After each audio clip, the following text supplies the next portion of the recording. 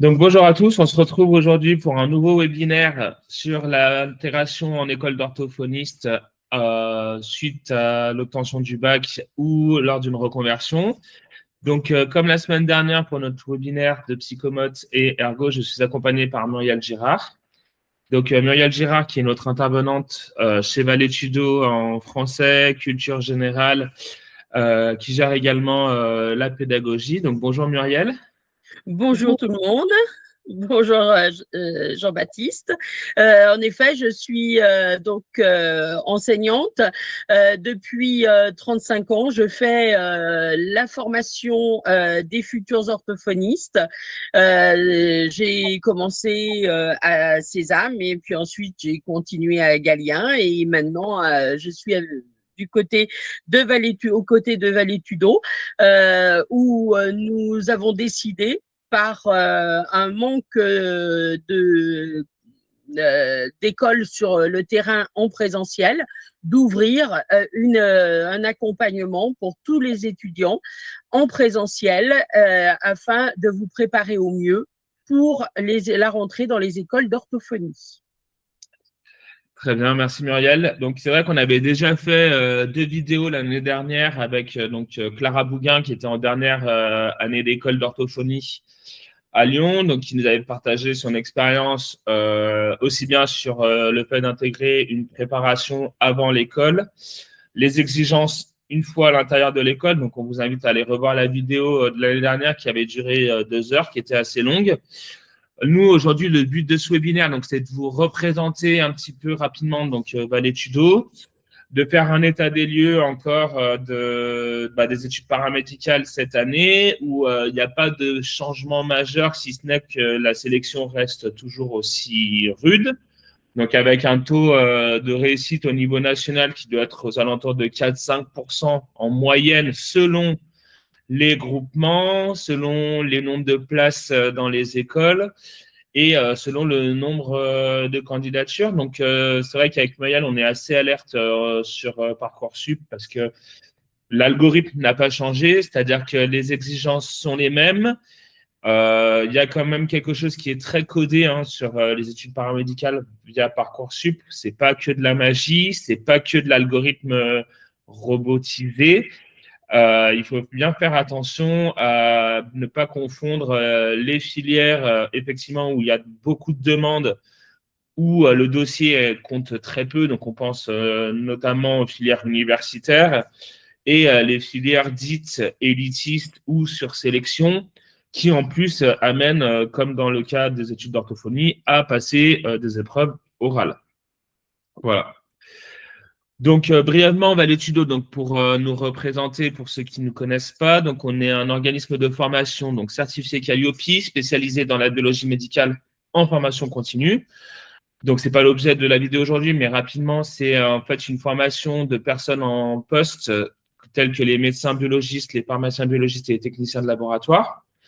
Et à côté de cela, Valétudo a donc tout un pan plus étudiant et universitaire, donc sur les concours paramédicaux, donc aussi bien orthophonie que ergothérapeute, psychométricien, l'accompagnement justement sur Parcoursup à tous les niveaux, aussi bien fin de collège, lycée, reconversion professionnelle, post-bac, parce que les règles sont pas du tout les mêmes selon votre âge, selon votre parcours de vie. Et ça, quoi qu'on en dise, Parcoursup, il analyse quand même tout. Donc, il y a une vraie stratégie à mettre en place pour que le dossier fasse mouche. Et on a également toute une partie sur les remises à niveau et l'accompagnement plutôt sur le BTS diététique en particulier. Voilà. Donc, au niveau de notre accompagnement, comme vous l'a dit Muriel en introduction, Valétudo va ouvrir ses premières classes en présentiel dès la rentrée septembre 2026. Donc, à ce jour, nous ouvrons sur les préparations pour les écoles de psychomotriciens, d'ergothérapie et d'orthoptistes. Et nous envisageons d'ouvrir les préparations pour les études d'orthophonie. Voilà. Au niveau de ce que nous proposons, donc là, je vais bientôt repasser la parole à Muriel. Donc, les études d'orthophonie sont très exigeantes, elle va vous en reparler. et elle va vous expliquer en fait pourquoi on a fait le choix d'enseigner certaines matières lors de cette année de remise à niveau. Tout à fait. Alors, en effet, les études sont exigeantes et bien évidemment, les oraux le sont aussi. C'est-à-dire que, nous le savons, le ministre de l'Éducation le martèle en ce moment, il y a en France une grande faiblesse, que ce soit en mathématiques, que ce soit en français. Et même dans les matières scientifiques comme la biologie.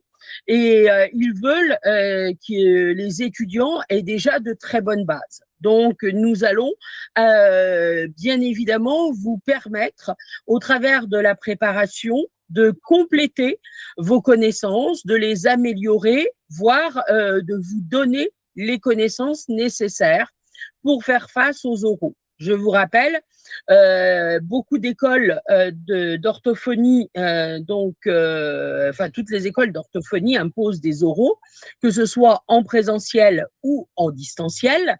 Et dans ces oraux, nous avons des mathématiques, nous avons des textes fautifs, donc des textes qui comportent des fautes qu'il vous faut retrouver, corriger correctement, ce qui veut dire une bonne maîtrise du français.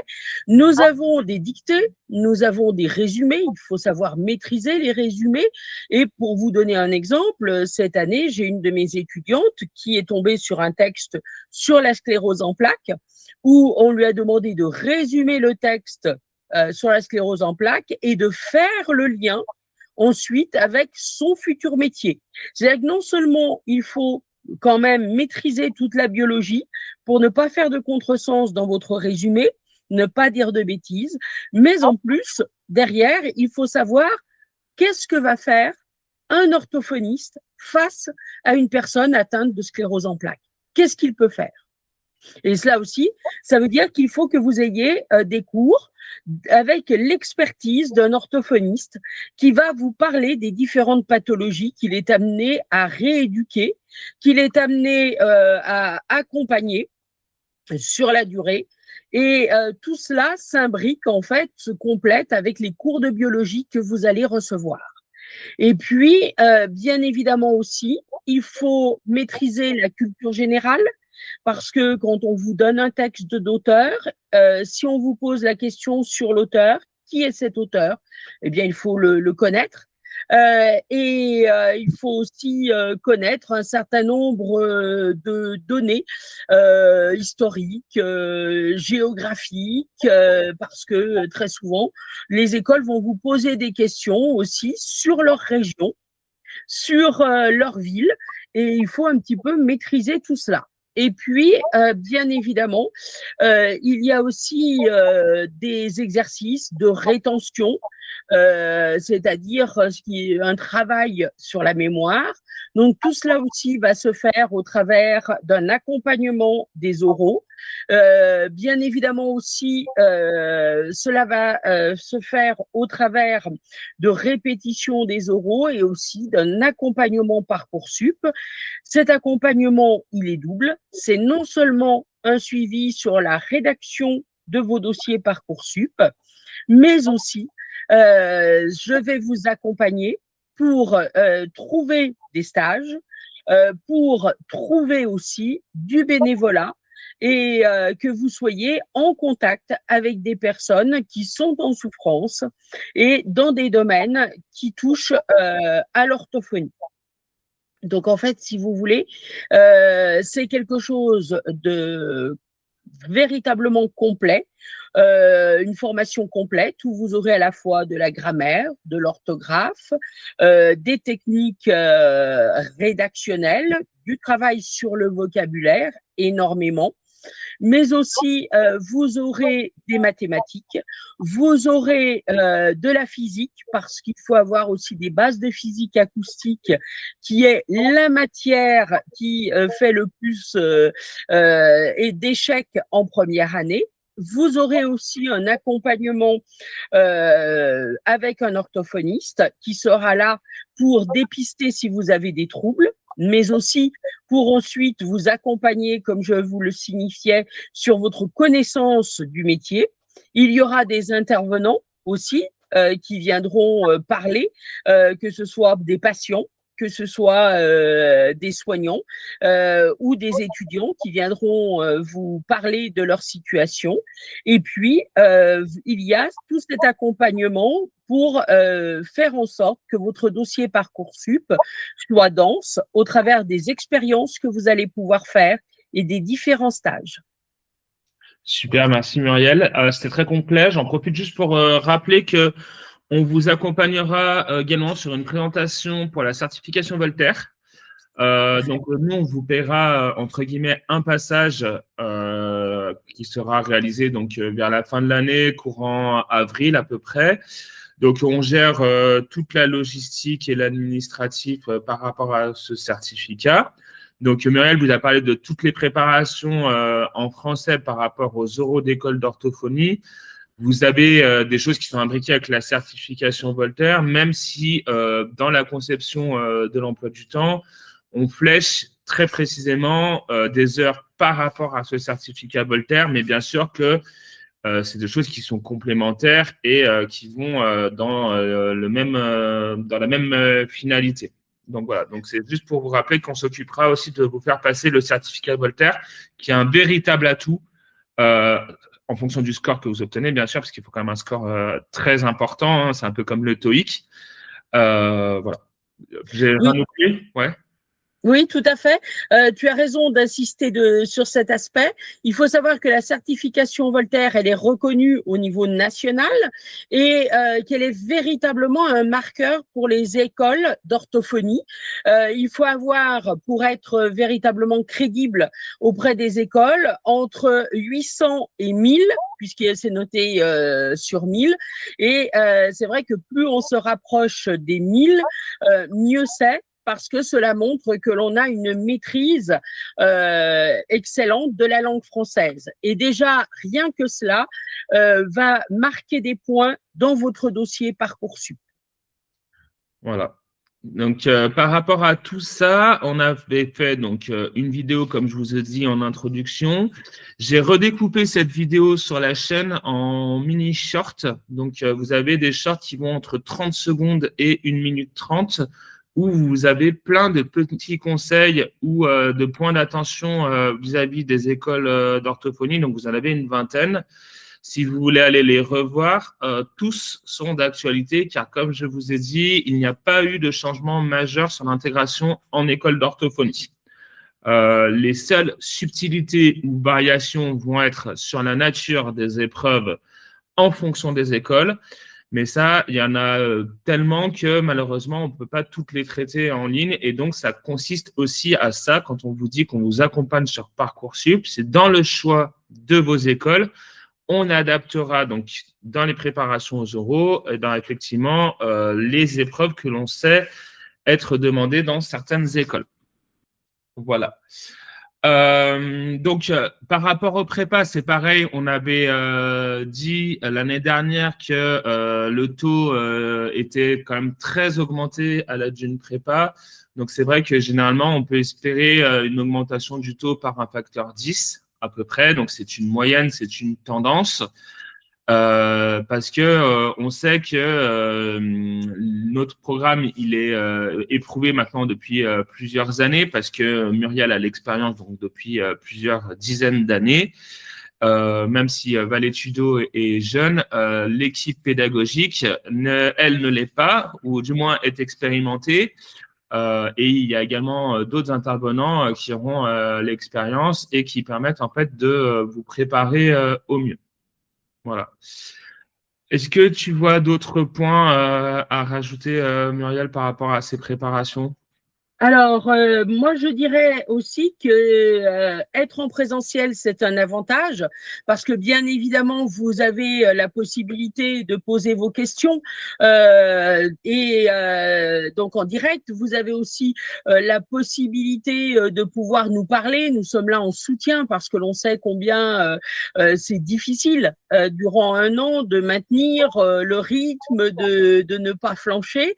Donc, nous sommes là aussi pour vous accompagner accompagner, pour vous soutenir. Et puis, ça nous permet aussi de faire des actions de groupe, du bénévolat de groupe que vous ne pouvez pas faire en distanciel. Mais sachez néanmoins que pour les personnes qui travaillent encore, pour les personnes qui sont donc en reconversion ou en réorientation, ou qui sont en terminale et qui veulent essayer de valoriser leur parcours de terminale, mais aussi notre formation, vous pouvez aussi, bien évidemment, avoir accès à notre formation en distanciel.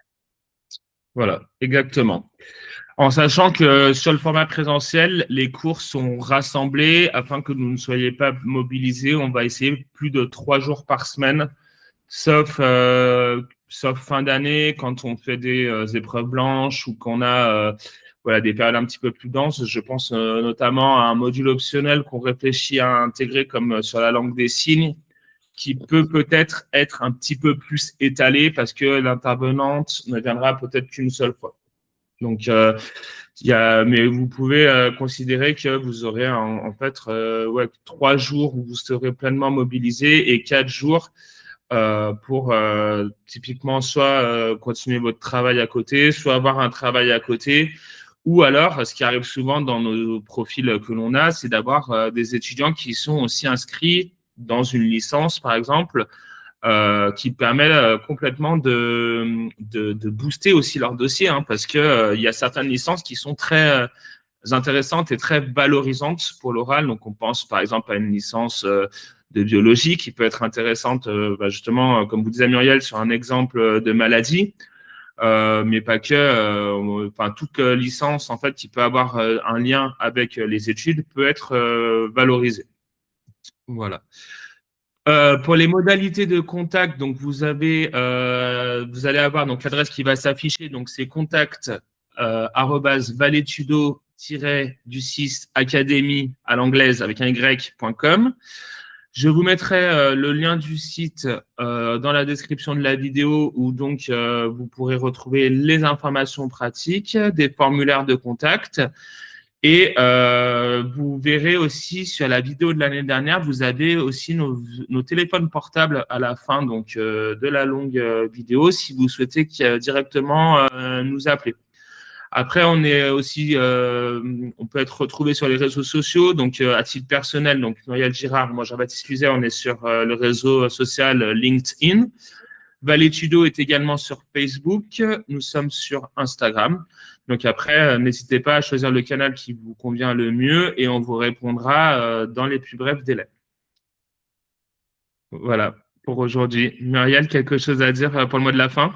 Eh bien, je tiens à remercier toutes les personnes qui nous ont écoutés et puis vous dire aussi une chose, même si cette année vous avez été refusé en école, dites-vous que ce n'est pas un échec, que c'est une filière qui est très exigeante et que si on veut y accéder, il faut aussi persévérer et ne pas hésiter à se consacrer durant 1 an. Enfin, je veux dire plutôt 6 mois complets pour y accéder et se présenter avec des armes qui vous permettent de réussir. Donc, n'hésitez pas et puis merci encore pour votre écoute. Voilà, merci à tous. On se pense aussi aux bacheliers qui sont en train de terminer leurs dernières épreuves donc pour les séries générales. Courage à vous. Courage à ceux aussi qui passent des oraux parce que c'est pas fini si vous êtes étudiant. Et comme l'a dit Muriel, toute l'expérience que vous emmagasinez n'est jamais perdue et il faudra la mettre à profit pour l'année prochaine. À bientôt. À bientôt.